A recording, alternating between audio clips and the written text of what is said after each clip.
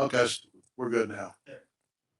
Good morning, ladies and gentlemen. Sorry about that. If you'd please rise, we're led in the Pledge of Allegiance by Miss Kathy Justice. I, States of America, to the republic for which it stands, one nation, under God, indivisible, liberty and justice for all.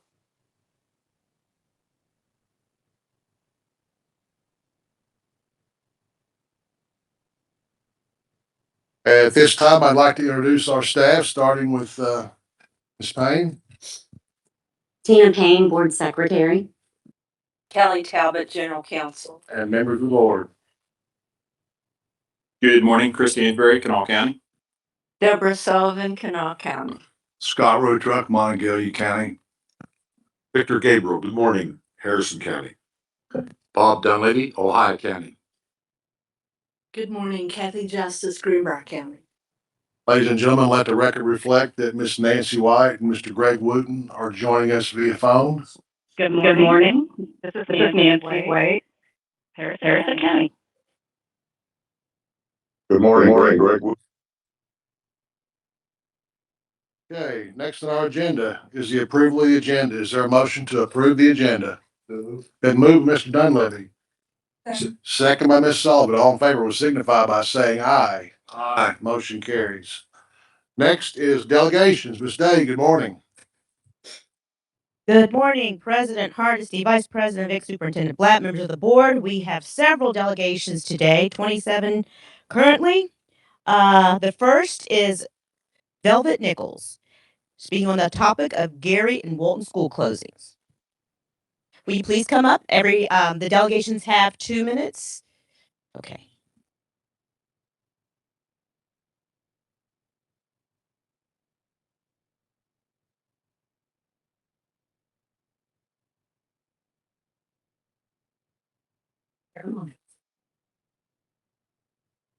Good morning, board members, staff. My name is Velvet Nichols. I am here dealing with the closure of Gary School and Walton Elementary. I know you all are in the middleman. So I'm coming to you today for help against the legislators. I believe a lot of people have been misinformed about a lot of stuff. Like there is 104 kids that will not have a way to school because the buses will not drive their route next year. That means you will lose $1.5 million for the school. There is no way that the school buses can make it from Looney Fork Road 36 to Spencer Middle School, not in an hour. What happens to the kids left? What happened to the Kids Left Behind program? How can we move more kids into a school that already has problem housing the kids they have? Adding more kids to the school will make it impossible for it. Then why is the preschool moved to the high school? Why is 5th grade moved back to the primary center? The new middle school was supposed to be for 5th through 8th grade. So as it looks to me, they don't have enough room for the kids they have. So how are they going to house these kids? The superintendent, I also want to know who the superintendent thinks she is. What gives her the right to go to Gary School and staff and tell the students that they are closing the school whenever the parents have not told them yet? I believe this is wrong. And then she planned a program to take the kids from the school and tell them that they have to go. There is no way. They have to go without no permission from their parents. To me, that's called kidnapping in my book. I'm being peeved. Okay. Oh, I know. Vanessa? Oh, Renessa. Okay. Yes. The next is Renessa Nichols, to speak on the closure of the You're same welcome. Gary Elementary, Middle School, and Walton. Only you can do it. Hi, my name is Vanessa Wills Nichols. I'm 9 years old. I am in the 4th grade. I go to Gary's school for extra help. I have problems with my speech. I see numbers and letters backwards. So I'm here with my mom to ask the board to help us, my mom, to stop school closing. Gary and Waldman, the teachers, asked Gary and helped me a lot. His school closed. My mom can drive me to Spencer every day. I say I am one of your first students.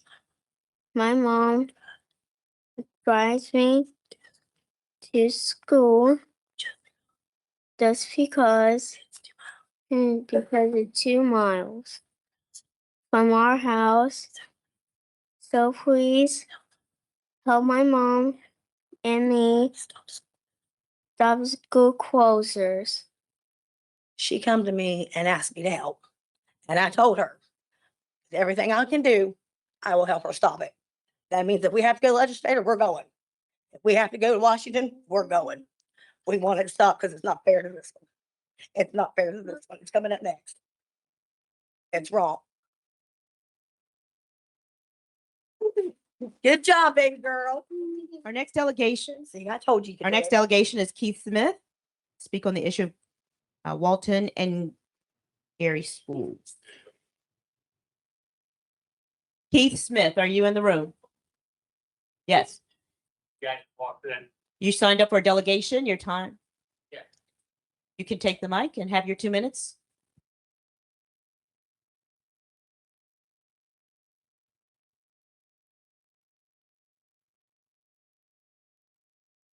Oh, well, you're number 4. There's plenty more after you. Okay.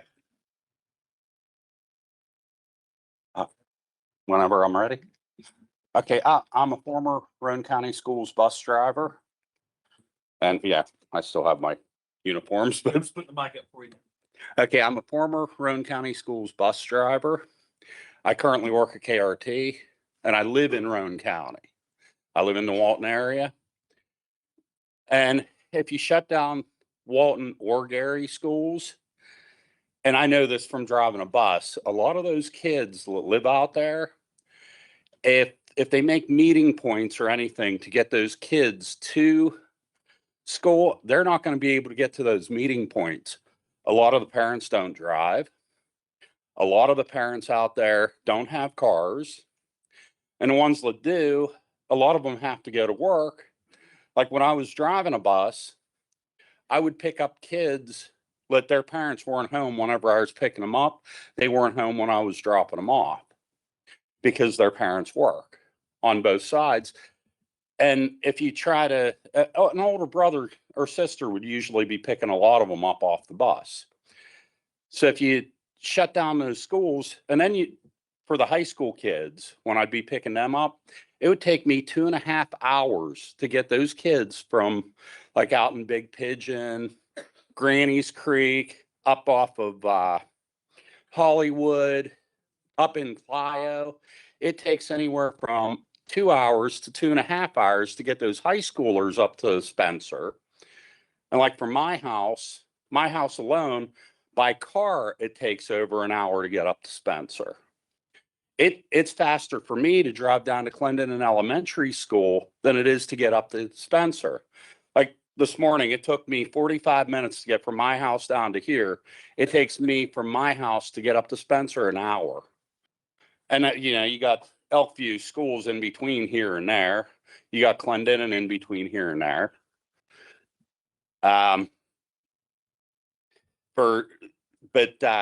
If you end up, and you guys really need to do an audit on the county, because the former superintendent, Richard Duncan, and I know he was doing this because he did it to me. He was wasting money Mr. firing people. Mr. Smith. Oh, okay. Thank you. Next, we have Lisa King, Roane County School Closures and Consolidations. Lisa King. Abigail Jeffries. Abigail Jeffries, speak on the issue of Rock Cave Elementary School closure.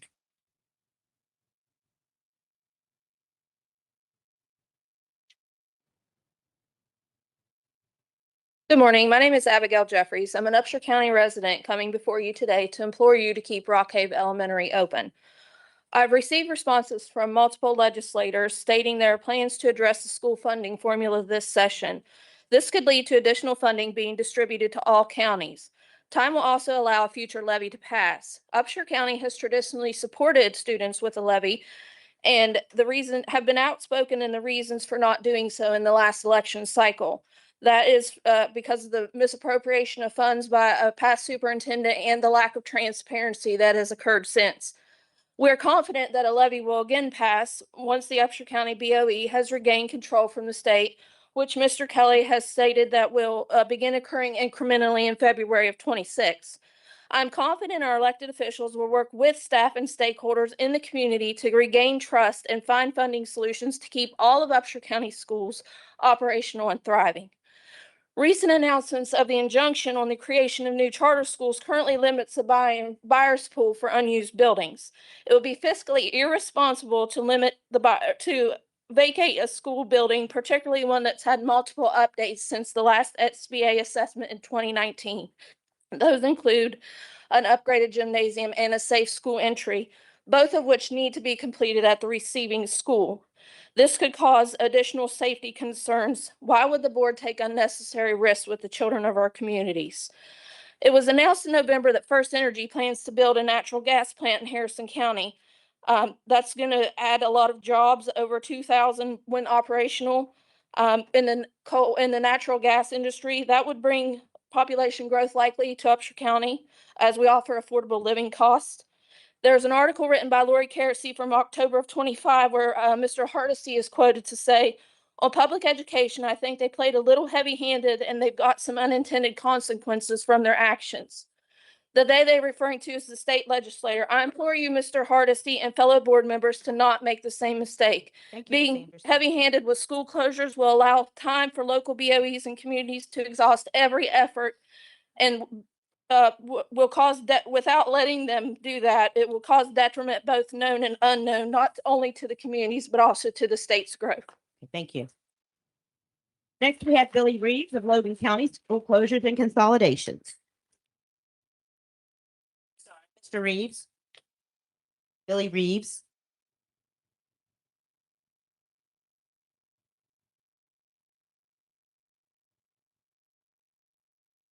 Would say it's good to see you, but I know you probably hate seeing my face as much as I hate seeing yours. But in the 2 minutes time that I couldn't even state all the inaccuracies within the statements and reports publicly disclosed from the West Virginia Board of Education, but let's discuss safety as stated by members as top priority.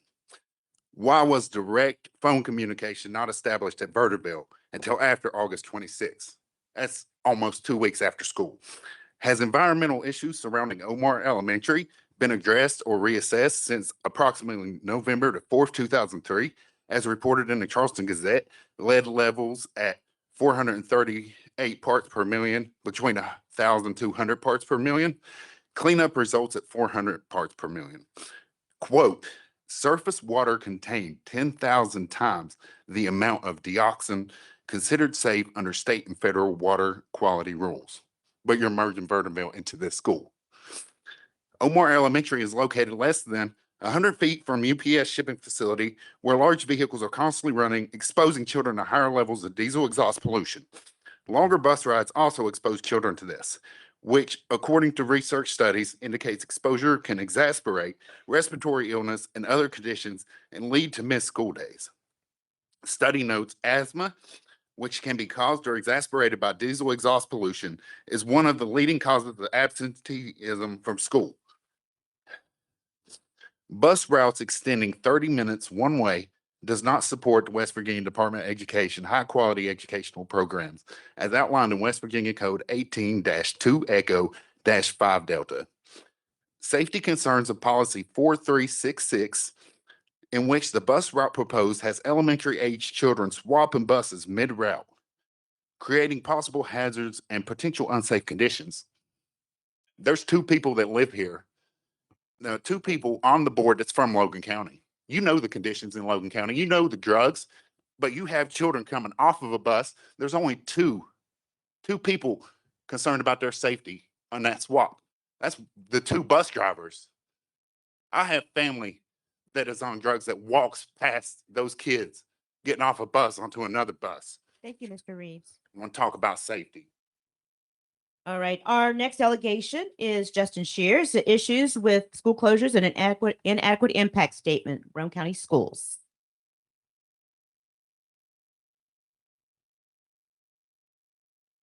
Good morning. I just wanted to come this morning and I pray that you did your due diligence in reviewing the transcripts from our public hearings and identifying some of the information that we outlined with the inadequacies and inaccuracies of these impact statements.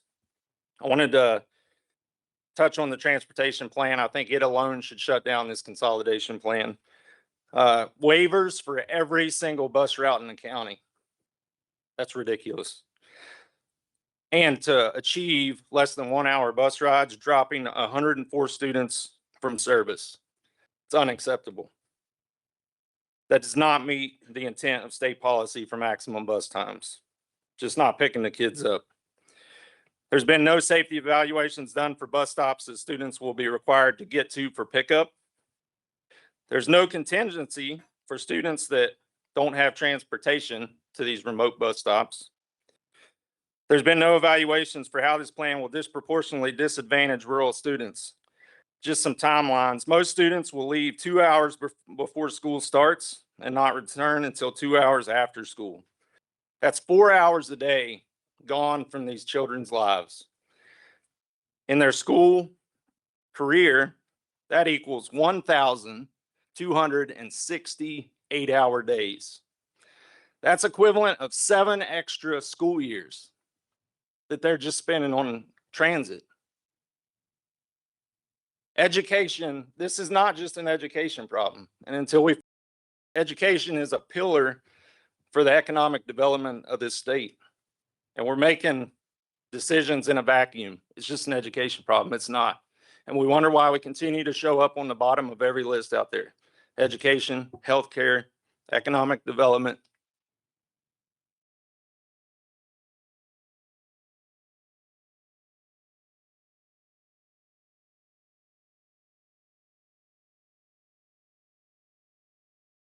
Speaking on Roane County Schools closures and consolidation.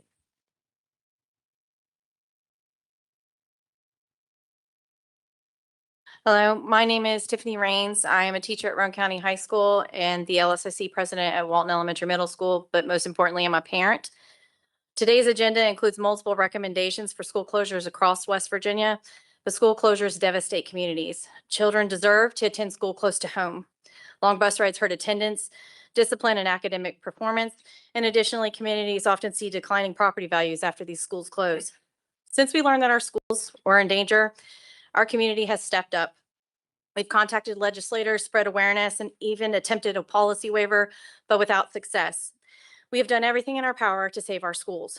West Virginia's Constitution promises a thorough and efficient system of free schools, yet instead of fixing our outdated funding formula, the state continues expanding the Hope Scholarship and encouraging charter schools, moves that divert funding from public schools and further destabilize rural districts already struggling with declining population, this enrollment. Our state has seen more than 70 school closures since 2019. These closures have not stabilized finances, reversed enrollment loss, or strengthened rural communities. They have hollowed out our small towns and pushed families farther from opportunity. These closures are not local failures.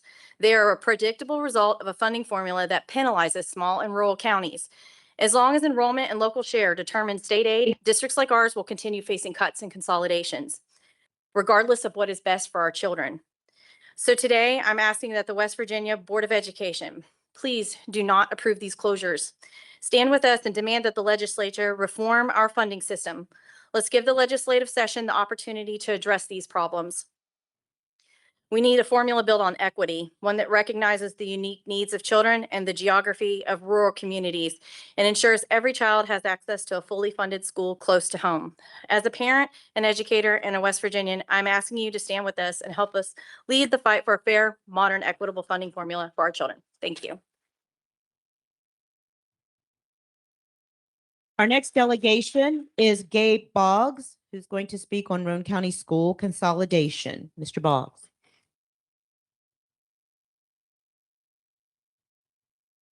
I'd like to take the first 10 seconds for a moment of silence for the service members recently lost from West Virginia.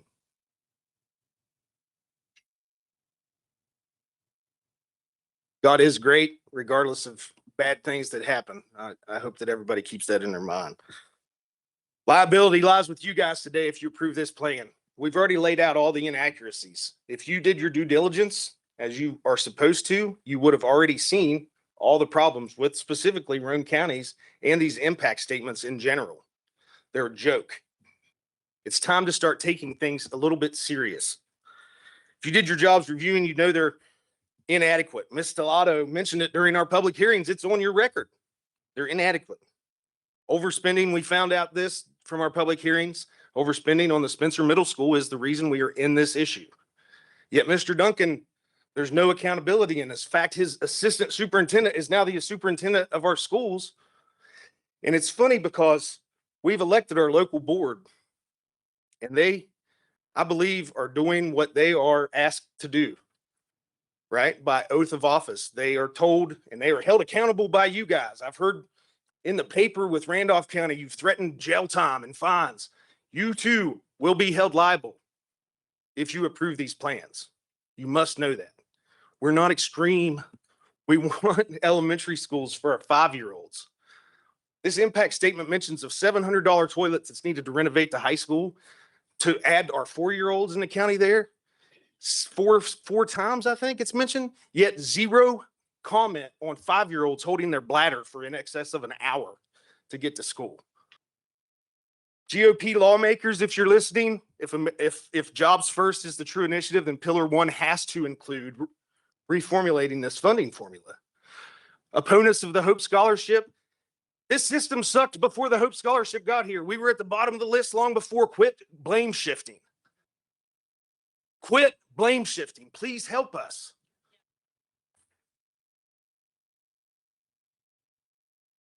Our next delegation is Rebecca Bailey. Rebecca Bailey to speak on the issue of vaccines. Our next delegation is Gail Bellamy from Stand for Kids to speak on issue of vaccines.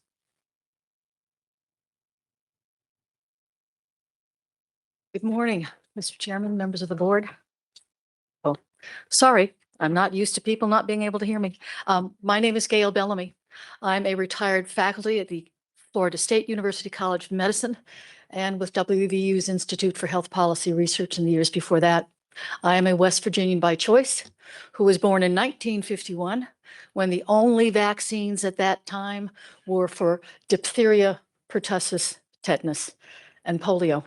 I was one of those kids who was in the line, tubes or getting shots in my arm. Today, we have many, many, many, many more vaccines that are available to protect our children, to protect my children, my grandchildren, my great-grandchildren, and it goes forward. You're seeing pertussis cases today at our borders in Kentucky.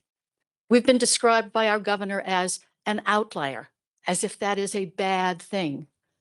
Being an outlier is not always a bad thing. If you are outstanding in your field, you're an outlier. You know, the hitter, whatever, of the LA Dodgers who makes billions of dollars is an outlier. Is that a bad thing?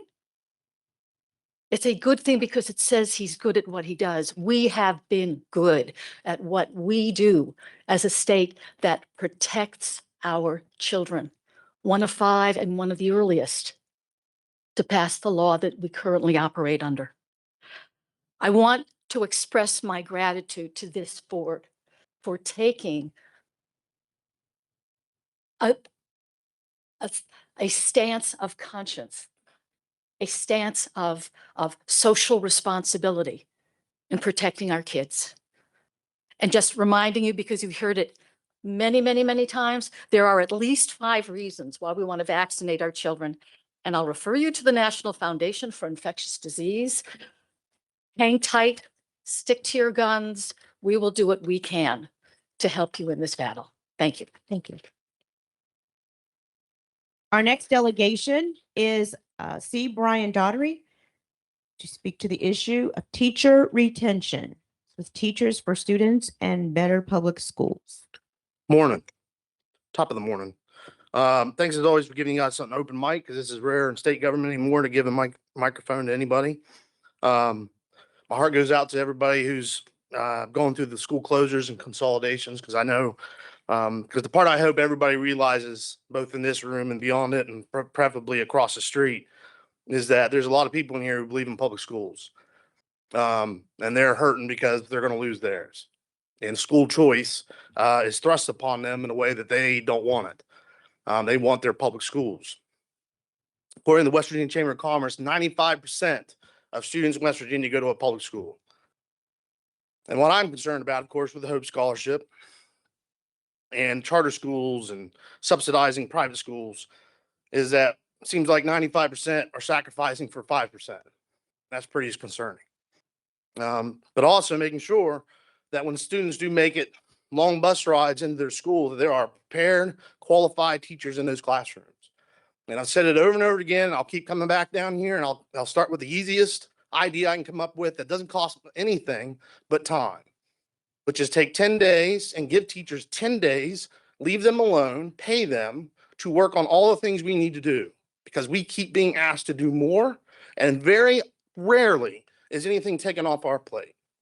And the best way you can recruit new teachers to any profession, especially when they're underpaid, and we also talk about PEIA, is putting so much on their plate and expecting them to do more and more. And you're also going to talk about classrooms where there are going to be more and more students poured in those classrooms. And teaching is not like a movie theater where you just add seats for a teacher. I got to get to know my students, and I got to know what I'm doing, and I got to be prepared on my A game every day when I step in my classroom. And your job, beyond the budgetary issues that you are restrained by in our county boards, is to figure out how to take so many restrictions and policies off our shoulders so that we can do our job, so that I can teach and so I can get to know my students. I'm an advocate for public schools because I'm a teacher and I believe in public schools. Thank you. Next, we have Jackie Higginbotham of Gary Elementary School, LSIC. Her topic is Roane County proposed closure and consolidation of GEMS, GEMS, Gary Elementary and Middle School. Good morning. I am Jackie Higginbotham, the first grade teacher at Gary Elementary Middle School in Roane County. I'm also our school LSIC chair this year, and I come before you today on their behalf, respectfully asking that you reject the proposal of closure and consolidation of our and Walton Elementary Middle School, as it would create generational hardship and academic disadvantages to the families of our communities. Every voice speaking from this microphone today shares the same sentiment. We love our schools. We want to keep them in our communities. But my job is to speak on behalf of our students and their families. Our community has made it overwhelmingly clear that our school choice is our local brick and mortar building comprised of certified, capable teachers, leading the way to the innumerable benefits of public education. This is not an ordinary consolidation in which the kids of our community will simply get to a better nearby facility. No, this consolidation will result in many students traveling up to and in excess of 30 miles one way to attend the new schools. Roane County's impact statement revealed an effort to be compliant with the state policy regarding the length of bus rides. More than 100 kids will be expected to coordinate transportation from their homes to meet the bus at a common place along the winding 2-lane road, Route 36, in Spencer, which lies at the other end of our county. That's 7% of our entire district enrollment being affected by this change. Gary and Walton Elementary Middle Schools are not underperforming schools. They are just underpopulated, and we're being targeted to bear an enormous burden in effort to realign a fiscal fiasco that we did not create. It is not fair, equitable, or acceptable to our teachers, our families, especially our students. Every Roane County school and every employee should contribute to the changes necessary to repair this tremendous financial deficit we are facing. I urge you, please vote no on this proposed closure and consolidation of Gary and Walton Elementary Middle Schools. Thank you. Our next delegation is Jeff Mace of Roane County Schools. Speaking on the closure of Gary and Walton Elementary. Good morning. My name is Jeff Mace. I'm the president of Roane County Board of Education. Speaking quickly on the aftermath of what the process that we went through as through the public hearings and the impact statement. Many of that's been spoken already, but I will say and continue to say, like I did last meeting, that the impact statement clearly lacking in the information that it provides, not only to the public but also to the board. It doesn't give us a clear picture of what's going to happen after these closures. It doesn't address things that it's a old playbook. It doesn't address things that have happened. School choice example, we get roughly a $6,200 state aid benefit for every child, but we lose $60 or $8,200 if they take the Hope Scholarship and leave our county. Okay, that's a deficit that we have to deal with. It doesn't take into the growing special ed needs that we are experiencing. We are going to experience those that can leave will leave. Those that can't leave have needs, and we have to deal with that in our county. And that's going to drive up the cost per pupil because we will have a greater percentage of special needs children in our public school systems. The things that have come up after in the process that we have seen, this reduction in savings will occur because our special needs will increase. The roundtable, the bus routes have already been addressed. We had a roundtable with many of our legislatures attended. What's clear to me is they don't have a clear picture and understanding of how we have to run our public schools at the local level. We were asked about competition and being more competitive. Right in front of President Hardesty is the reason we can't be competitive. Public schools have to deal with that large stack of laws that are there, and others cannot. We implore your help to help us inform legislatures so that we can go through and increase the knowledge that what is happening to not just Roane County, but all these counties. We're going to stand in judgment one day. And I hope that when we get there and we say, and our reason for this is that we followed the West Virginia State Aid Formula and the direction of the West Virginia Department of Education will be a sufficient response. God forgive us for that. Our next delegation is Susan Parsons, speaking on the issue of truth.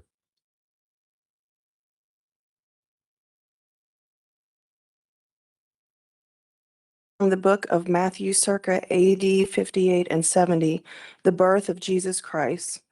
Chapter 2. This is how the birth of Jesus Christ came about. His mother Mary was pledged to be married to Joseph, but before they came together, she was found to be with child through the Holy Spirit. Because Joseph, her husband, was a righteous man and did not want to expose her to public disgrace, he had in mind to divorce her quietly. But after he had considered this, an angel of the Lord appeared to him in a dream and said, Joseph, son of David, do not be afraid to take Mary home as your wife, because what is conceived in her is from the Holy Spirit.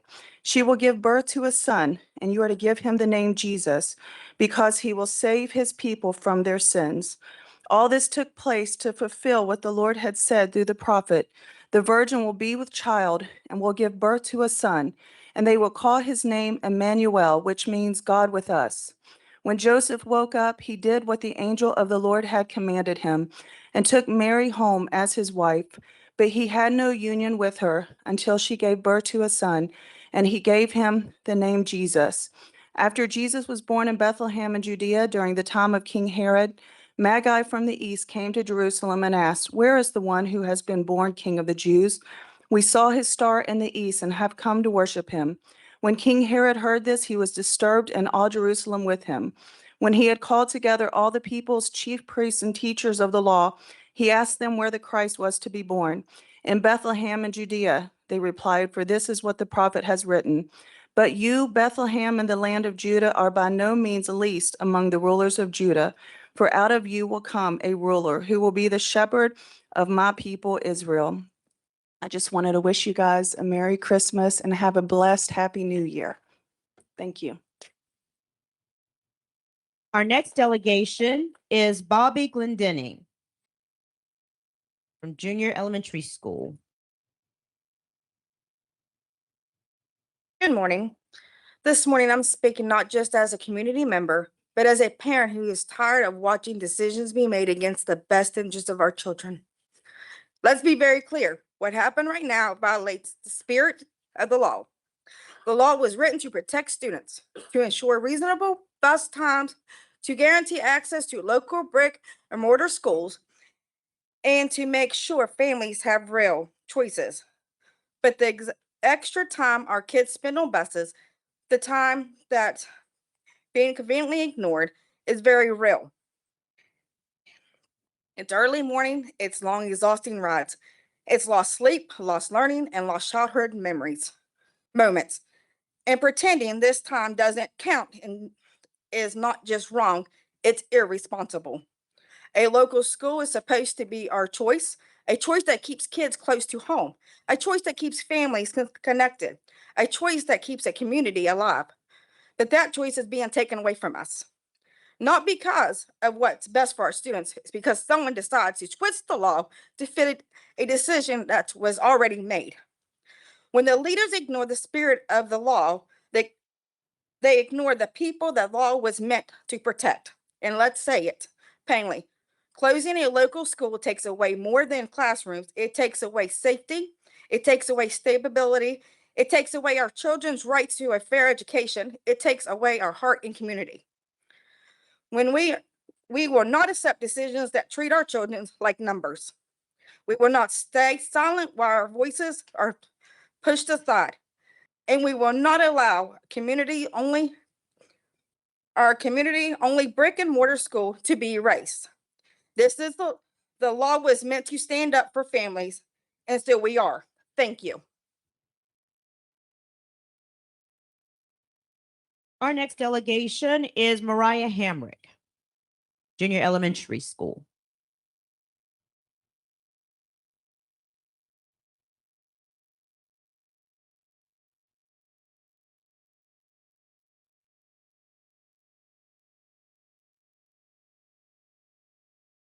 My name is Mariah Hamrick. Previously, in my moot plea to an apathetic Barber County Board of Education stage, I stood before the crowd trembling, heart pounding, and voice cracking in demophobic unease. I stand in front of you today in same character. I detest public speaking, yet hold a deep-rooted confidence to accomplish and write passionately because I was given an opportunity. If you didn't read or listen to my prior plea, I ask you to in order to understand this fully. The constructive criticism from my fourth grade teacher at junior elementary woke a sleeping beauty in my soul that inspired passion for creativity, leading me to college for creative writing, where my heart met my mind in a collision of exploding fires, each fire representing new knowledge about writing I could never have learned without that constructive criticism. Publication of my words in a nationally recognized magazine would never have happened if she hadn't first told me I could achieve better. I hold great confidence in the foundation of education instilled in my children at junior elementary to prepare them for the bigger world. I will lose that confidence in the tumultuous storm of consolidation that will leave my children lost on their own island with no one who can reach them individually. Teachers and principal have worked with me and my oldest child diligently across multiple diagnoses, forming a plan to meet his needs, from delayed deficiencies at 3 in early preschool to caught up and even surpassing some expectations at 8. That is what junior elementary offers. I have my copy of the magazine I was published in with me today. It's tattered, torn, coffee stained, and with yellowing pages edges, revealing age and the countless times of being opened to page 19 to remind me, right in the middle of any of life's circumstances, I can do more, I can do better. I have stood here speaking to you today, magazine open to page 19, to remind you of your potential in this decision. Do you allow our current and future students to discover their potential, or will you let our school become part of the lowest education statistic in the nation by placing monetary over mindfulness?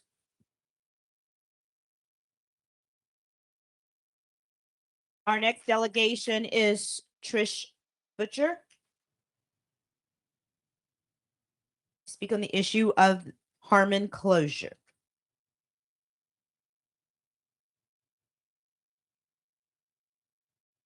Good morning, board members. My name is Trish Booker from Harmon. On January 7th, our county board voted 4-1 against the closure of Harmon School. On October 8th, exactly 9 months later, they voted for closure. What had changed in those 9 months, one may ask? Well, quite a few things changed, but not in the direction to call for the closure of, but rather the preservation of Harmon.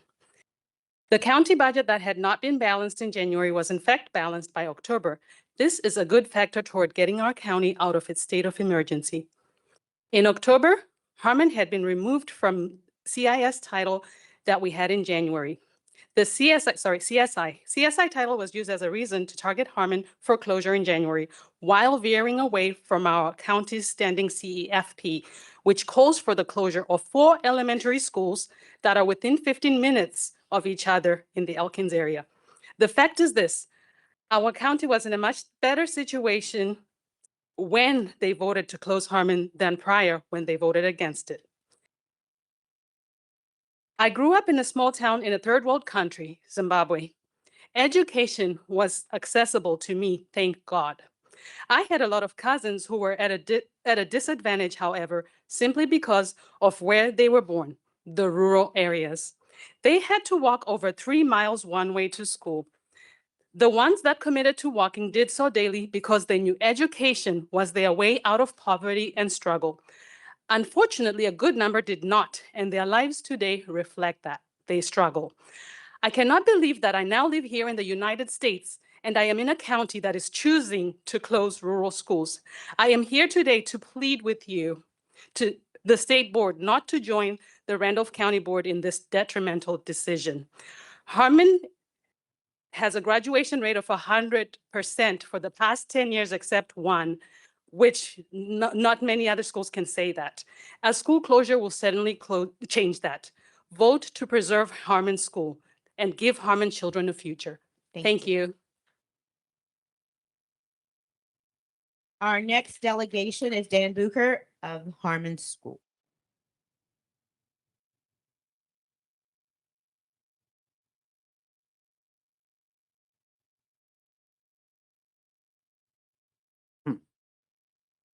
Good morning, President Hardesty, members of the board, Superintendent Blatt. My name is Dan Bucher from Harmon. Thank you for the opportunity to make a few comments. 10 months ago, I stood before you. I brought a message of concern, shared some ideas, and perhaps most importantly, brought an offer of community support in addressing Randolph County Schools' problems. With respect to Randolph County Board's decision to close Harmon School, I'll make just a few points. Randolph County's 2020 CEFP contained the consolidation of numerous elementary schools, all within a 5-mile radius. That plan has not been pursued or even discussed. Our superintendent, Dr. Dilly, has openly stated in a board meeting that the amount of anticipated community pushback has influenced his recommendations on which schools to recommend closure. His recommendations were not based on what consolidations make the most financial sense, what closures are less traumatic for the children involved, what consolidation could occur without the need to request travel waivers. I can't convince you of anything. I can only urge you to examine Randolph County's situation carefully. It's not as it has been described to you. You're keenly aware of the dysfunction of our county school administration, which contributes to both our financial and academic failures. There are many community leaders who repeatedly offer their services to help bring solutions to problems that our local leadership is either unwilling or unable to fix. One final comment. For history's sake, in May of 1990, this state board overturned Randolph County's board's decision to close 2 of its rural schools. Thank you.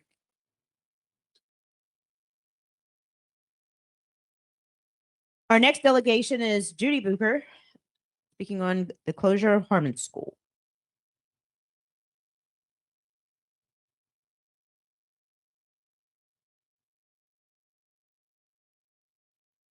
I'm Judy Bucher, And I wrote and shared the following in 1990 when Randolph County faced the consolidation of its rural schools. Thankfully, at that time, the state board saw the wisdom of overturning the local decision. I now share this with you. There once was a man who inherited a kingdom. This man dearly loved beautiful flowers, and his first priority for his new kingdom was to build glorious flower beds. He ordered the best soil and planted hundreds of the finest flowers. He made sure they received excellent care. They were fertilized and watered. The soil was worked up and the weeds pulled.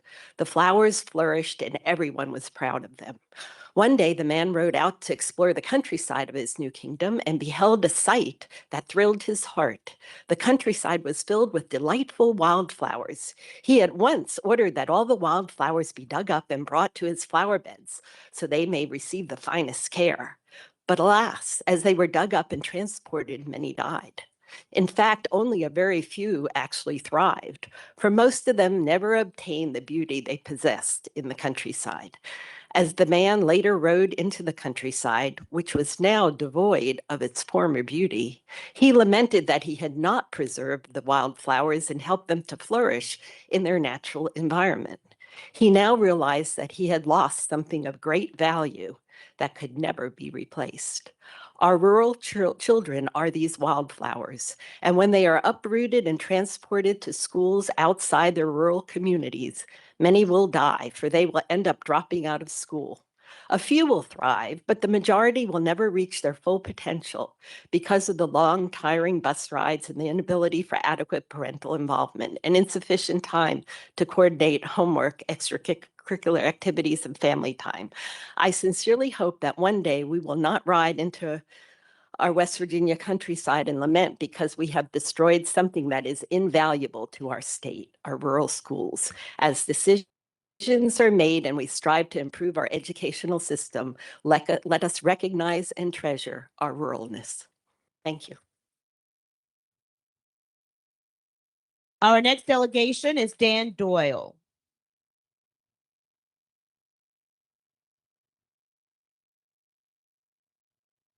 Good morning.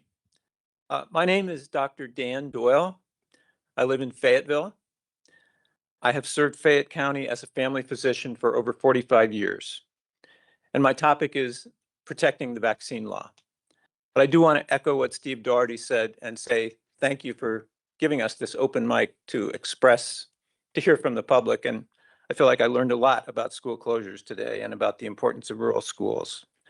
I'm here today representing the West Virginia chapter of Physicians for a National Health Program.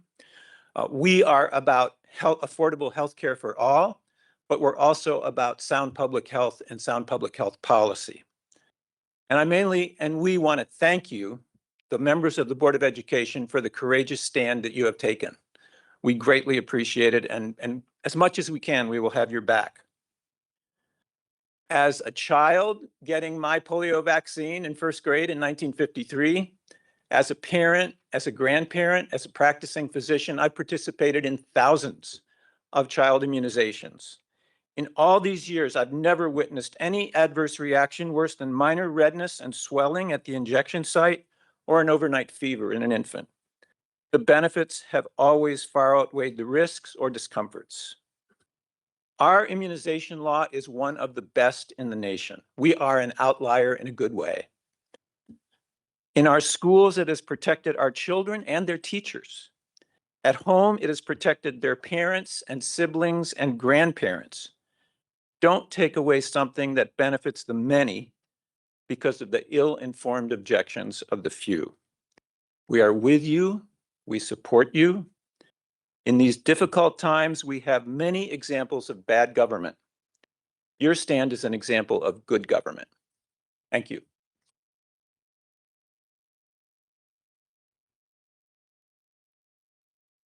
Our next delegation is Ben Shu, speak on the issue of vaccines. He's with Stand for Kids.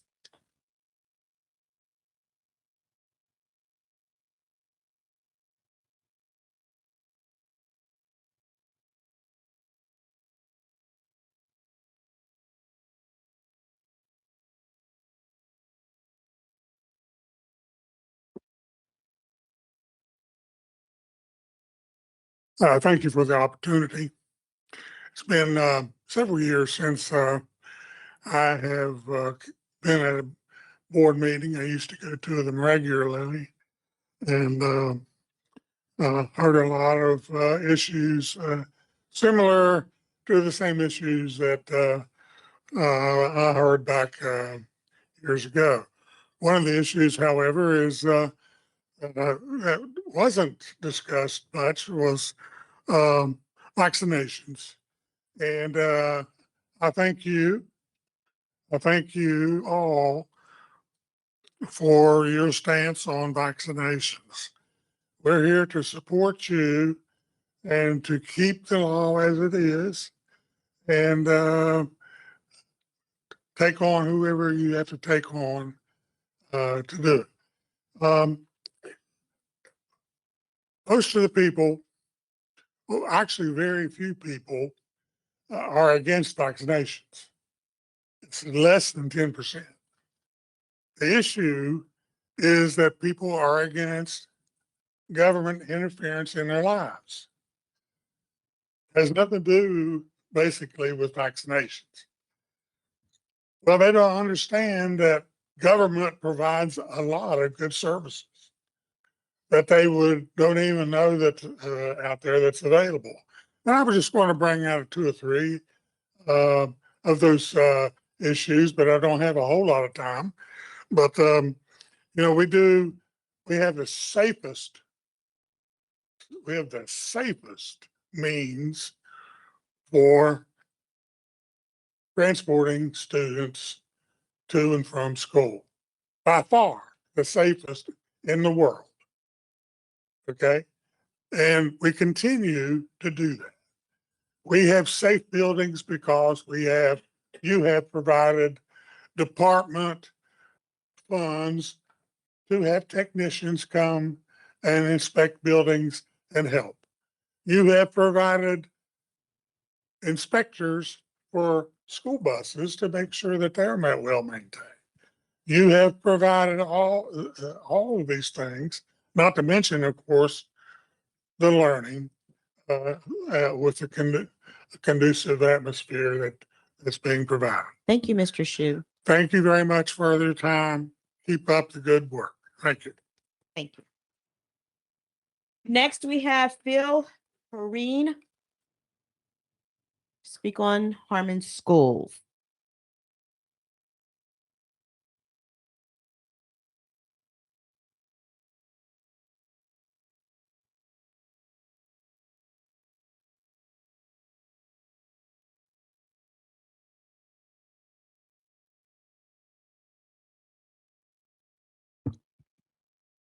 Good morning, board members and superintendent.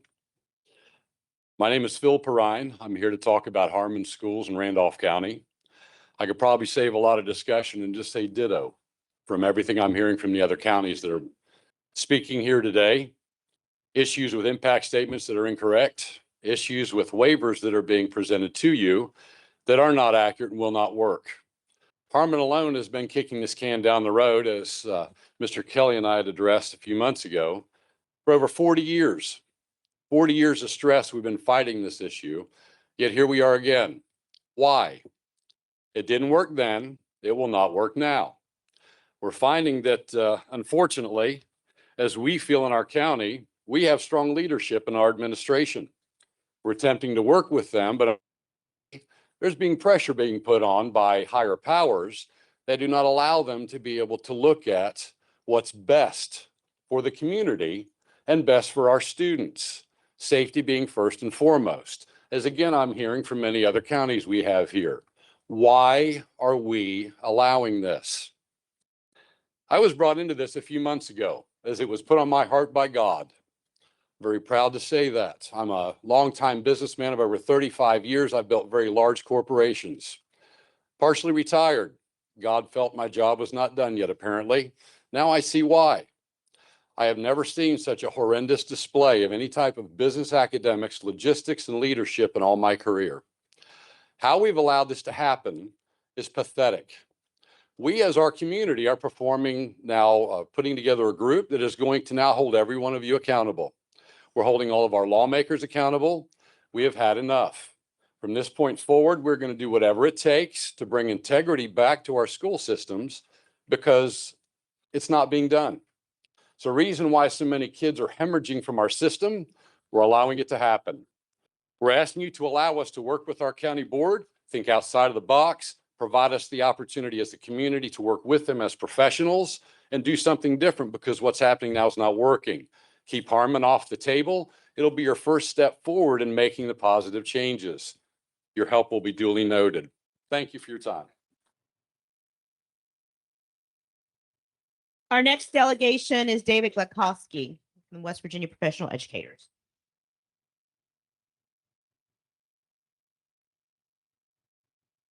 Good morning. We just closed our annual membership survey and are processing the feedback from our members, and we'll use it to formulate our 2026 legislative goals, which we will share with you all next month. I shared some of the items on our wish list last month, so for now, here are some more things we want with Christmas and the legislative session just around the corner. Special education needs. I have here 6 pages of member comments, and many of these are about special education concerns. Our students, especially those in multi-categorical or pull-out programs, are not always getting adequate instruction time because our schools are not staffed with enough qualified teachers and aides. Special education teachers are struggling with unreasonable caseloads and schedules, and this is creating rapid teacher burnout. Policies need to be revisited to update to a more effective process, which would include how IEPs are done, to provide the resources for the adequate staffing of our special ed teachers needed in a school or a county, and to be able to attract, train, and properly compensate these teachers and aides for their important work. Another subject, middle school, high school classroom size. In accordance with West Virginia Code, the pupil-teacher ratio for class sizes is 20 for kindergarten, 25 for grades 1 through 6. There are no limits for grades 7 through 12. The legislature needs to expand this policy to include middle school, high school class sizes. Another thing that would help our teacher shortage would be the fact that we need to allow educators to use their sick days. And so educators hired since July 2015 and all teachers in the teachers defined contribution system should have the opportunity to convert unused sick days into years of service or insurance premiums. This need has been presented to legislators multiple years now. It never seems to make the finish line, but needs to happen. It's an important component in solving the substitute teacher shortage and our classroom teacher shortages too. I shared these other things with you last month, student aid funding formula, and I'm hearing that a lot today. So we hope that in itself will really help to change the landscape of education in West Virginia. Let's get that student funding formula changed. Thank you very much. And our last delegation is Dale Lee with Education West Virginia. His topic, so this is Christmas.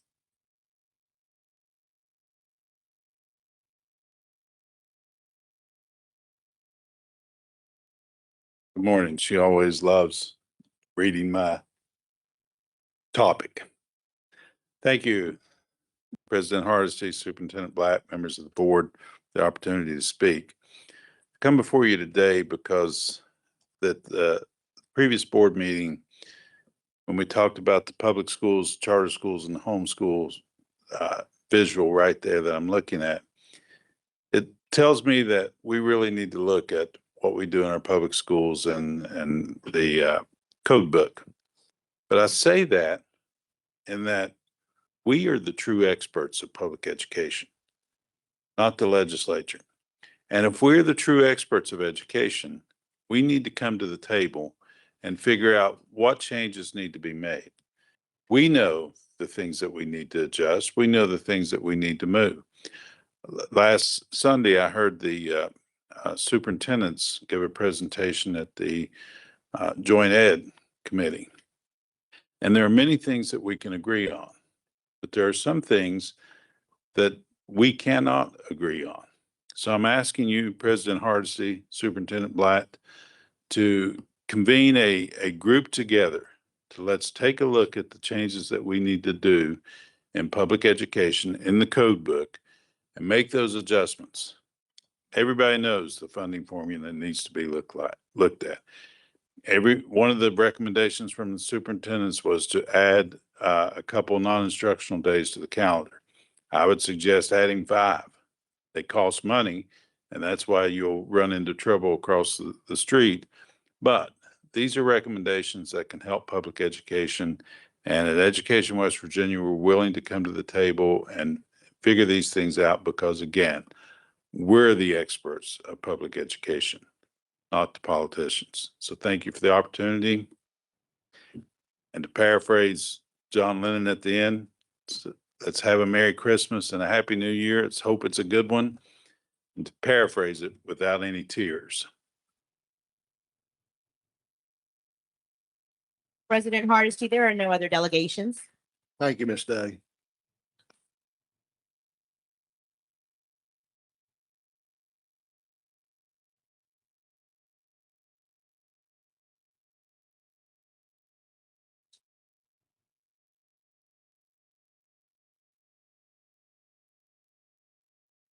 Those two come up. Okay, Sanders.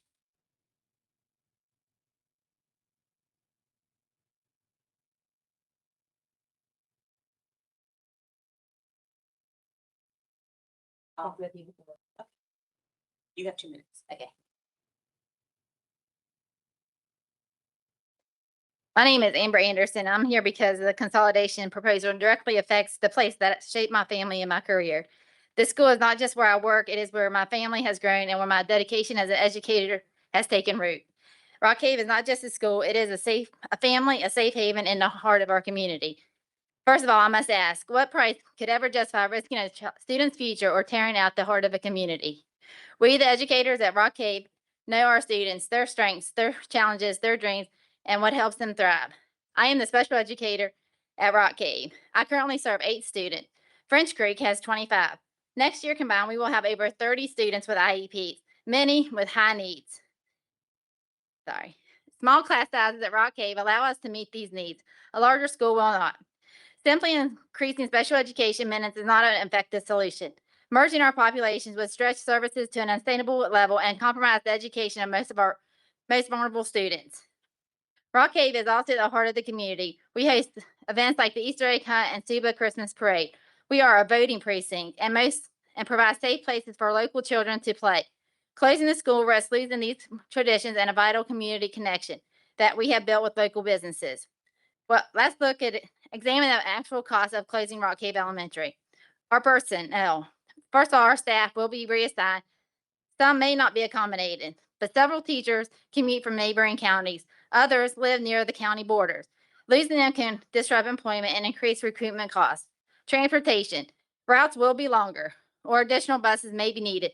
My children, which we live 13 minutes from the school, already are on the bus for over an hour.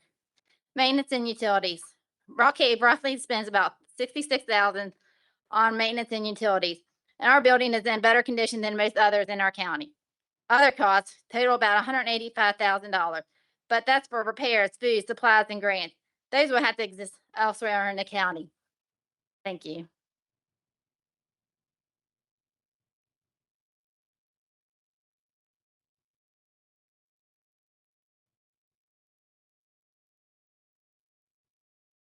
Victoria Adams. Hi there, I'm a parent at Burtonville Elementary. I'm here to discuss how you all have yet to answer our questions, and us as Burtonville parents should have our questions answered. You told us at the last meeting that our questions will be answered, but no, it'll be at a different time, but yet we have yet to get them. So when can we get them? All we want is answers. And if you're willing to sit down with us and tell us, it will be nicely and appreciated of you. I know you all may dislike us being here and aggravating you all. What we want is you all to be transparent with us and give us the answers, please, and thank you. Burtonville forever.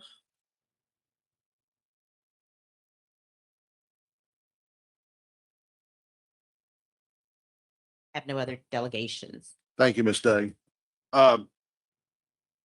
Quick comment to the people in the crowd this morning. First, I want to basically just say thank you. You all have been very respectful in a very unpleasant situation. This is not easy for any one of you all sitting here, and I understand that. And to the lady who just spoke, you're not bothering us. This is our job to sit here. This is part of a public process. You have your due process and you have your right to speak. I wish we could afford you more time to speak, but given the numbers, sometimes we have to cut that time back. My last comment is, and I'm a firm believer, if the good Lord tells you to say something, you need to say it. And that's the way I've always been raised, and that's the way I try to live by. A couple months ago, I put these three things in front of my seat here. And one of them is the current code of West Virginia, which we are authored to operate under. It's 1,350 some pages last time I looked. Next is the charter school requirements, and lastly is the homeschool requirements. Now, I'm not here to poke holes at the legislature. That's not my intention, but I want to be upfront and as transparent as I can be with the crowd this morning. There's not much I can offer you as in way of a consolation and give you the outcome you desire based on what is currently housed in that book. I want to be upfront and tell you that there's not much that I personally can do. You're here because you care about your community, and rightfully so. We continue to hemorrhage enrollment. The last time the school funding formula was addressed was 1982 in the REC decision. And it's based solely on population. Somebody, somehow, some way is going to have to factor in that we have rural counties with large square mileage that not a lot of kids. That has to become factored in somewhere in that formula, or these crowds will continue to grow as we continue to lose students in other counties in the state. This time it's 6. Next time, will it be 9? Will it be 10? I don't know. But the mileage in our counties remains the same. Our population shrinks, but yet the way we're counted by head count for funding remains the same. Not poking holes at 134 people, not trying to tell them how to do their job, but we have to stop the bleeding and find a way to address this formula. Or we're going to continue. Maybe we don't do any more of that. You had your time to speak. It's my time to speak now. All I'm trying to say is I want to be as transparent and honest with you as I can. We have to get a legislative fix with regards to the formula, or we're going to continue to have tough conversations as we're having today. But I wanted to thank you for being respectful. That's not easy to do, but I sincerely and this board appreciates it. Next on our agenda is school safety update.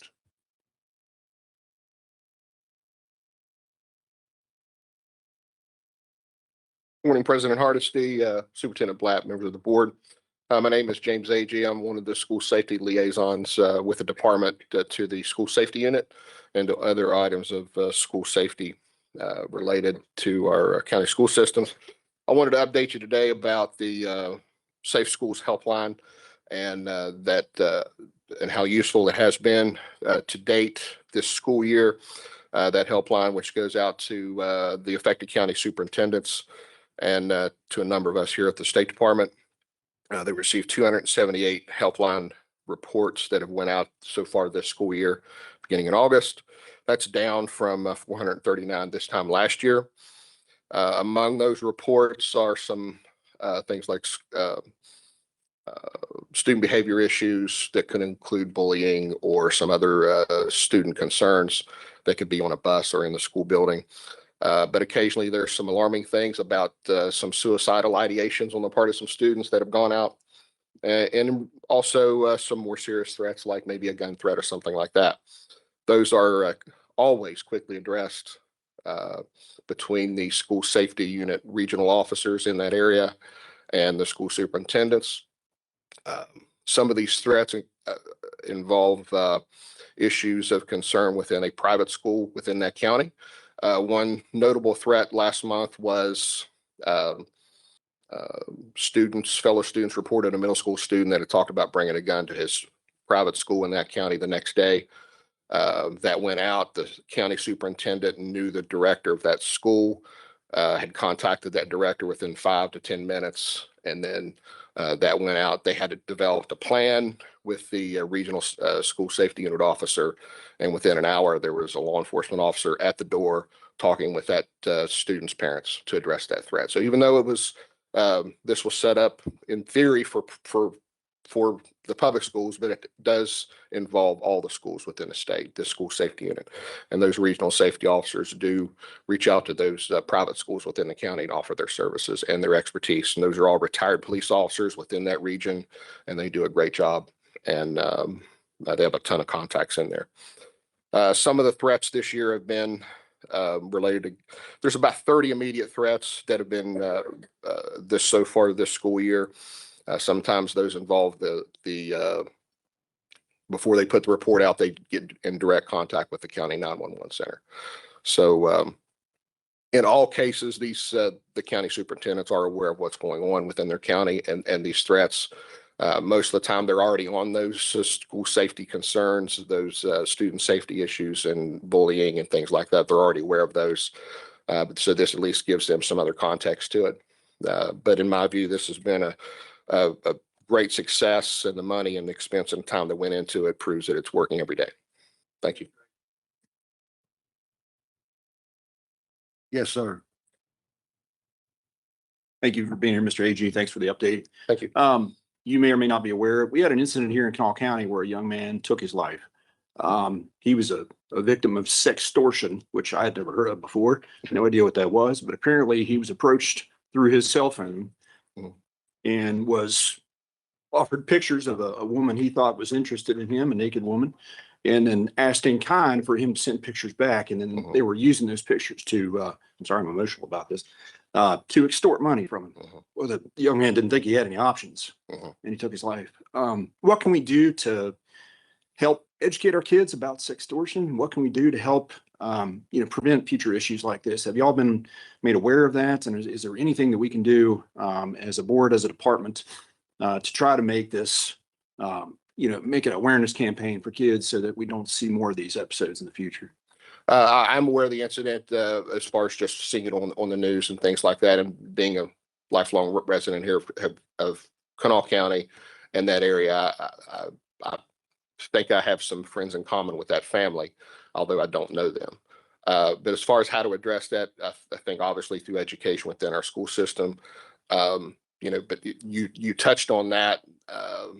Sometimes these, I hate to use the word victim, but that's exactly what I feel like is that they're just very reluctant to come forward about that through embarrassment and shame.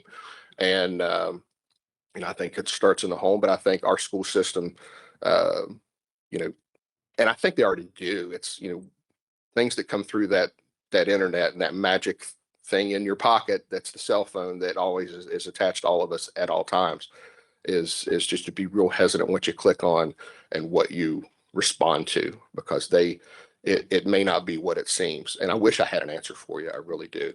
And but I think that as long as we continue to ask these questions and what can we do, the question that you're asking, I think that's one thing that we all should do. Is can we do more? And we probably all should be doing more. I can add something real quick. Last session, we passed legislation, was passed called SWAT, Safety While Accessing Technology. And we've worked with former U.S. District Attorney Will Thompson and an organization, and they actually have an online platform that they just recently completed and got started rolling out in our schools. But it does require training. The legislation did, and it's kind of, hopefully we can get that rolled out very fast and get it into the hands of more of our students. And just to point out very briefly, a number of these reports come from students, these safe school reports. A lot of them do. And, they may report that student, if he'd have communicated with somebody, maybe a fellow student or a friend that's like to what happened, and, communicated his feelings at that time.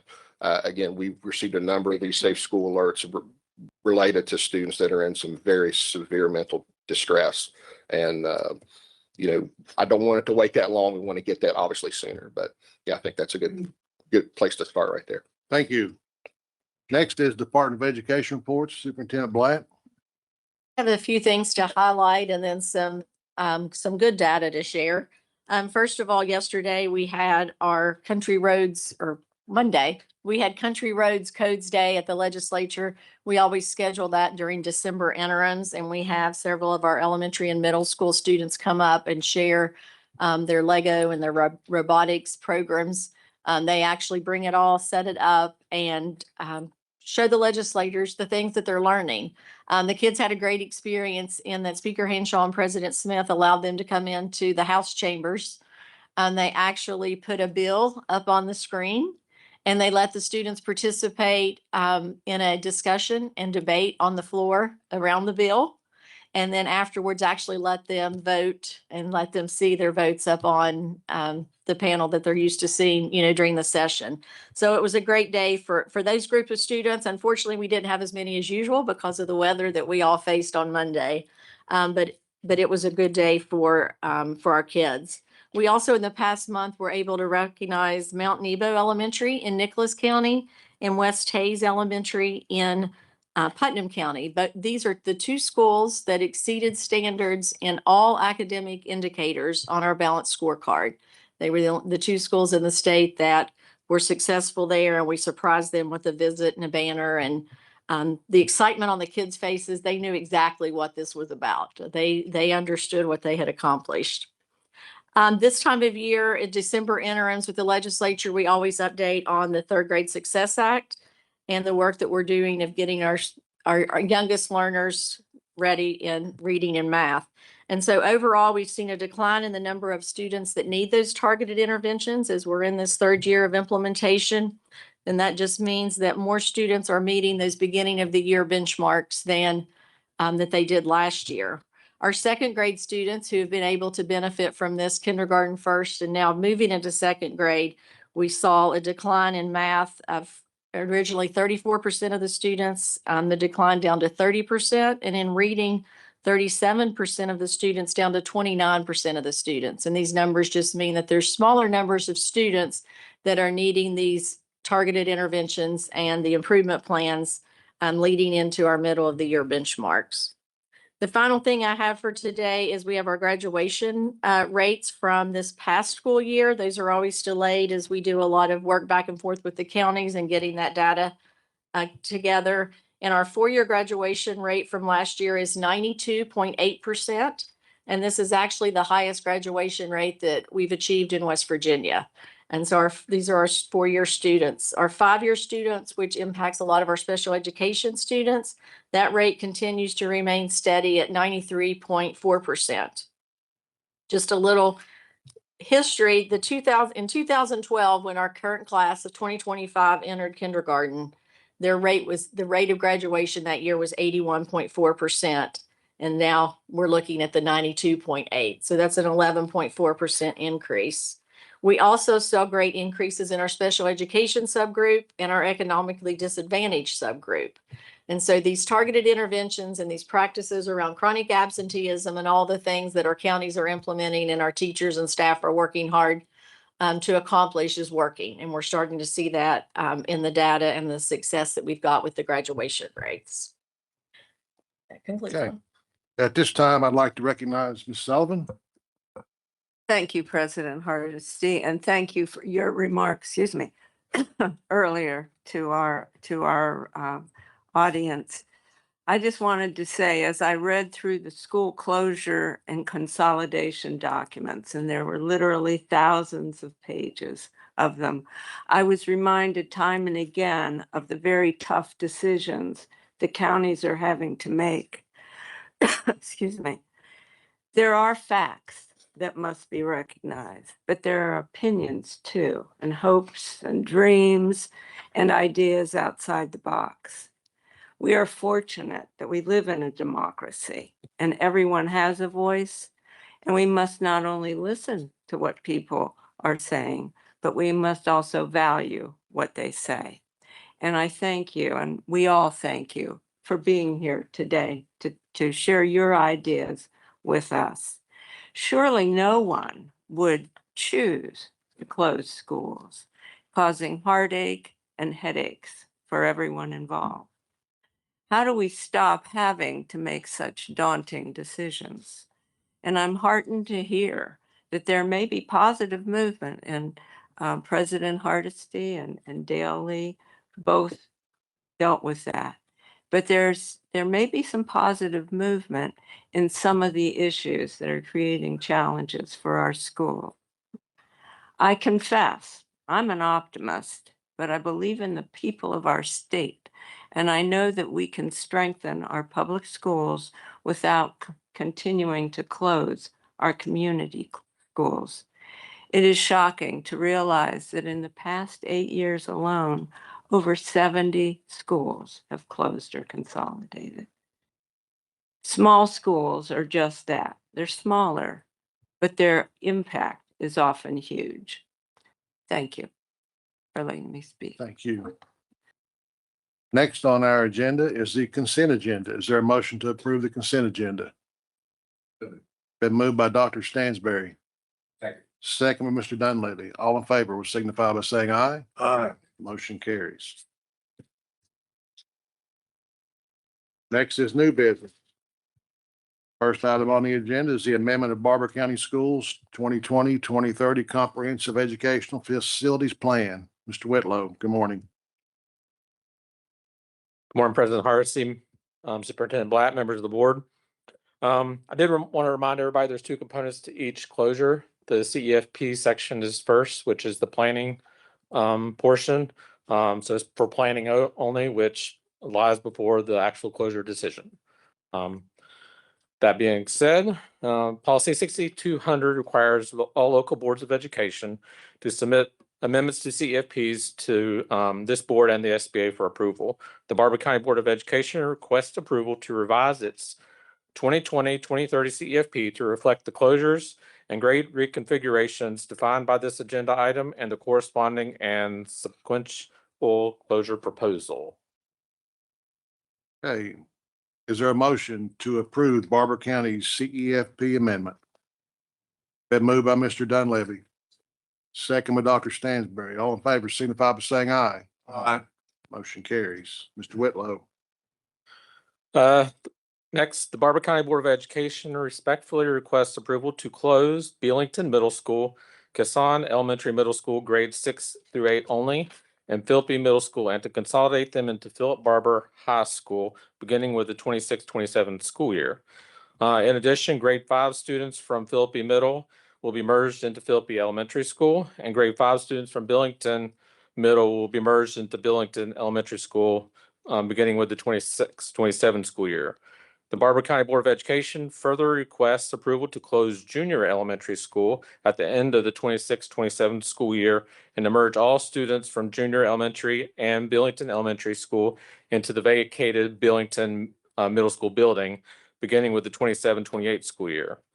In consideration of these closures, applicable board policies were reviewed and followed, and documents were available for public inspection for the required period. Separate hearings were held for Kasson Elementary School and Middle School on October 28th, 2025, Philippi Middle School on October 28th, 2025, and also Billington Middle School on October 29th of 2025. And then Philip Barber High School on October 29th of 2025. The Barber County Board of Education voted to approve these closures at its November 10th board meeting. Is there a motion to approve Barber County Schools closures, mergers, and all necessary policy waivers as presented? Is there a motion? Second. It's been moved by Mr. Dunleavy, second Mr. Discussion. I'd like to ask a couple of questions. First of all, Micah, has the county adhered to all of the procedural, statutory, and policy requirements that have to be met to close and consolidate those schools? Yes, sir. Superintendent Black, does the closure, consolidation, or the consolidation continue to ensure that delivery of a thorough and efficient education to the affected students? Yes, sir. The issue's been properly moved and second. All in favor signify by saying aye. Aye. All opposed? No. Motion carries. Next is the amendment of Logan County Schools 2020-2030 Comprehensive Educational Facilities Plan. Mr. Whitlow. Again, policy 6200 requires submittal of the CEFPs to the State Board and SBA. Michelle Blatt, Superintendent of Schools, in her acting capacity as the Board of Education in Logan County, requests approval to revise Logan County's 2020-2030 CEFP to reflect the closures and grade reconfigurations defined by this agenda and the corresponding and subsequential closure proposal. Is there a motion to approve Logan County Schools closure, consolidation, and, oh, I'm sorry, I skipped the wrong one. Got too many pages here.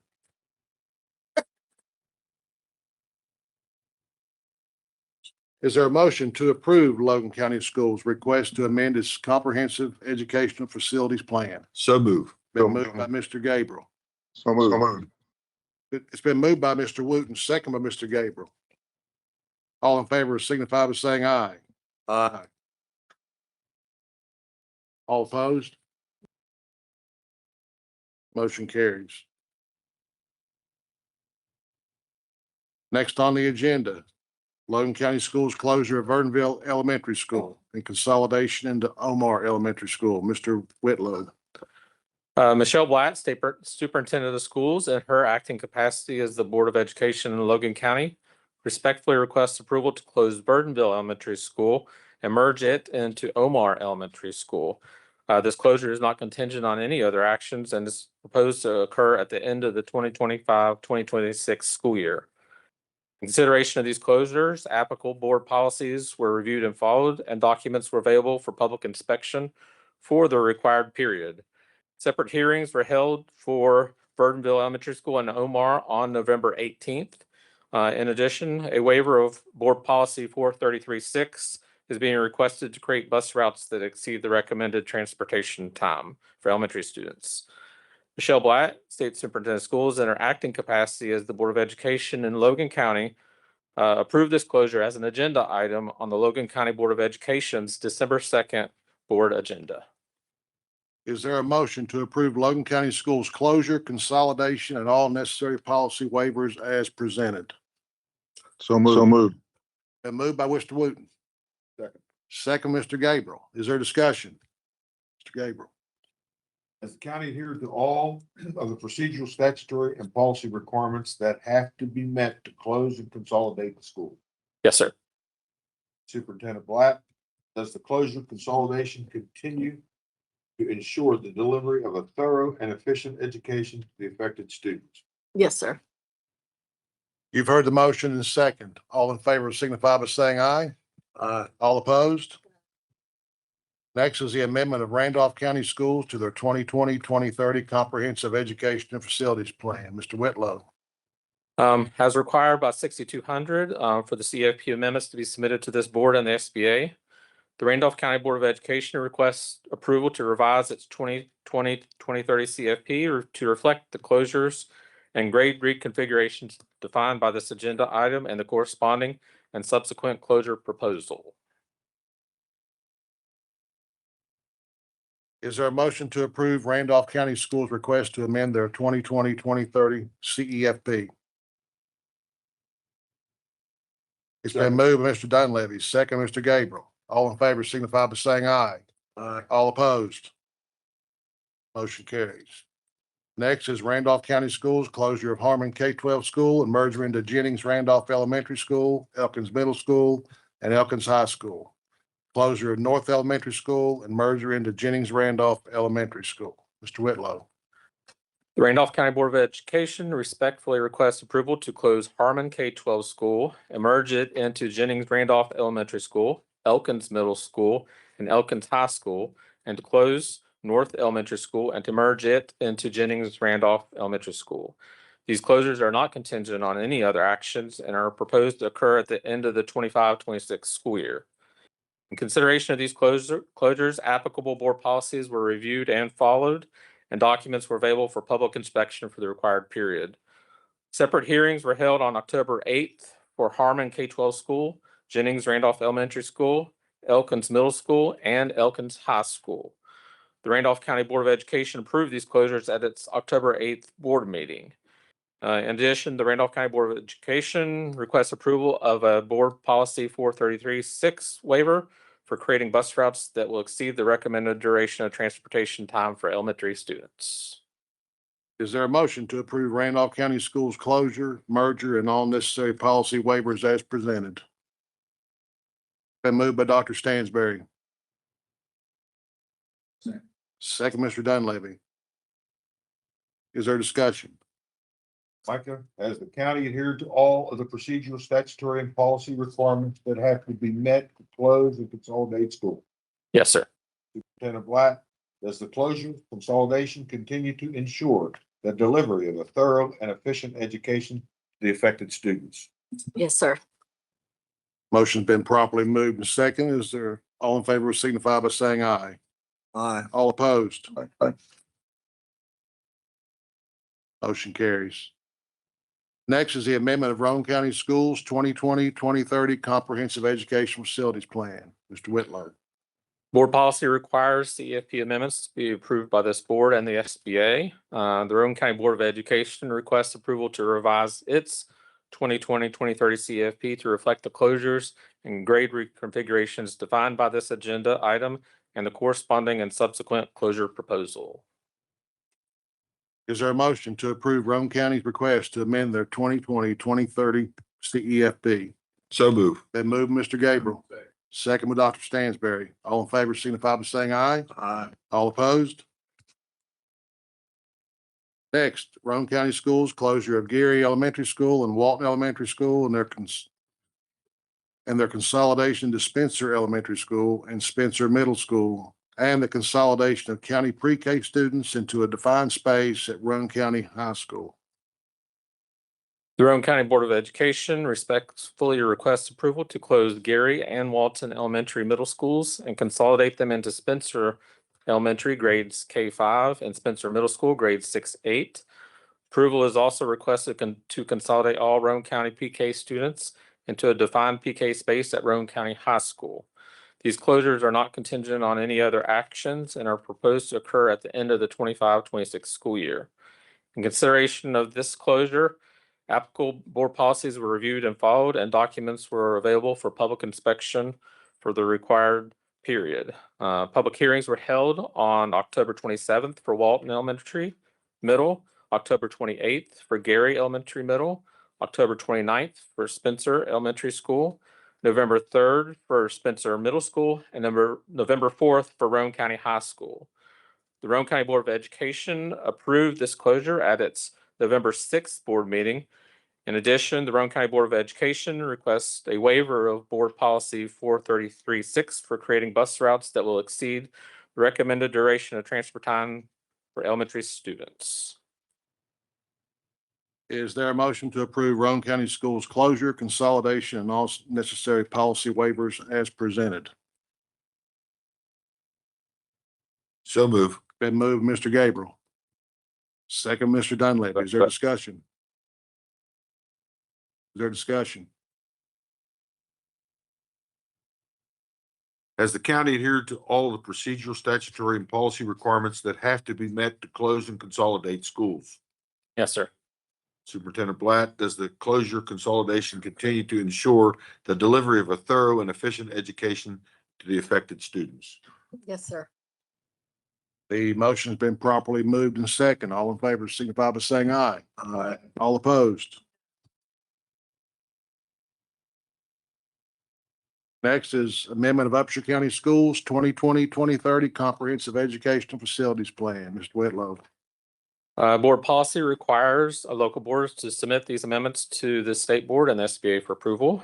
Michelle Blatt, State Superintendent of Schools, in her acting capacity as the Board of Education in Upshur County, requests approval to revise Upshur County's 2020-2030 CEFP to reflect the closures and grade reconfigurations defined by this agenda item and corresponding and subsequent closure proposal. Is there a motion to approve Upshur County Schools' request to amend their 2020-2030 CEFP? Been moved by Dr. Stansberry. Second. Second, Mr. Gabriel. All in favor signify by saying aye. Aye. All opposed? Motion carries. Next is Upshur County Schools' closure of Rock Cave Elementary School and its consolidation into French Creek Elementary School. Michelle Blatt, State Superintendent of Schools, in her acting capacity as the Board of Education in Upshur County, respectfully requests approval to close Rock Cave Elementary School and consolidate it into French Creek Elementary School. This closure is not contingent on any other actions, and is proposed to occur at the end of the 25-26 school year. In consideration of this closure, applicable board policies were reviewed and followed, and documents were available for public inspection for the required period. Separate public hearings were held on November 13th for Rock Cave Elementary School and French Creek Elementary School. In addition, a waiver of Board Policy 433-6 is being requested to create bus routes that exceed the recommended transportation time for elementary students. Michelle Blatt, State Superintendent of Schools, in her acting capacity as the Board of Education in Upshur County, approved this closure as an agenda item on the Upshur County Board of Education's November 20th board agenda. Is there a motion to approve Upshur County Schools closure, consolidation, and all necessary policy waivers as presented? So moved. Been moved, Mr. Gabriel. Second by Mr. Dunleavy. Is there discussion? As the county adhered, we're going to turn this microphone. As the county adhered to all the procedural, statutory, and policy requirements that have to be met to close and consolidate schools, Micah. Yes, sir. Superintendent Black, does the closure consolidation continue to ensure the delivery of a thorough and efficient education to the affected students? Yes, sir. The motion has been properly made and seconded. All those in favor signify by saying aye. All opposed? Motion carries. Next is the amendment of Wetzel County's 2020-2030 Comprehensive Educational Facility Plan. Mr. Whitlow. Board policy requires the CEFP amendments to be approved by this board and the SBA. The Wetzel County Board of Education requests approval to revise its 2020-2030 CFP to reflect the closures and grade reconfigurations defined by this agenda item and the corresponding and subsequent closure proposal. Is there a motion to approve Upshur County Schools' request to amend their 2020-2030 CEFP? So moved. Been moved, Mr. Gabriel, second, Mr. Dunleavy. All in favor signify by saying aye. All opposed? Motion carries. Next is Wetzel County Schools, closures of Magnolia High School, Valley High School, Shortline School, New Martinsville School, grades 6 through 8 only, 100 Heritage School, and their consolidation to the newly constructed school in Porter Falls, West Virginia. Mr. Whitlow. The Wetzel County Board of Education respectfully requests approval to close Magnolia High School, Valley High School, Shortline School, grades 6 through 8 only, New Martinsville School, grades 6 through 8 only, and 100 Heritage School, grades 6 through 8 only, and consolidate them into a newly constructed school in Porter Falls, West Virginia. These closures are not contingent on any other actions and are proposed to occur upon the completion of the new school. In consideration of this proposal, applicable board policies were reviewed and followed, and documents were available for public inspection for the required period. Separate hearings were held on November 13th for New Martinsville School, 100 Heritage School, and Shortline School. On November 17th, they were held for Magnolia High School, and on November 19th for Valley High School. The Wetzel County Board of Education approved these closures at its November 21st board meeting. Is there a motion to approve Wetzel County Schools closure, consolidation, and all necessary policy waivers as presented? Been moved by Mr. Dunleavy, second by Mr. Wooten. Is there any discussion, Mr. Gabriel? Micah, has the county adhered to all the procedural, statutory, and policy requirements that have to be met to close and consolidate schools? Yes, sir. Superintendent Black, does the closure consolidation continue to ensure the delivery of a thorough and efficient education to the affected students? Yes, sir. Ladies and gentlemen, we have a proper motion, properly seconded. All in favor of this issue signify by saying aye. Aye. All opposed? Motion carries. Next on our agenda is discussion of legal matters. Mr. Gabriel. I move we enter microphone. I move we enter into executive session under the attorney-client privilege exception authorized by West Virginia Code 69A3 for discussion of item M on the agenda. You've heard the motion, Mr. Gabriel. Is there a second? Been second, Mr. Dunleavy. All in favor signify by saying aye. We are in executive session at 11:39 a.m.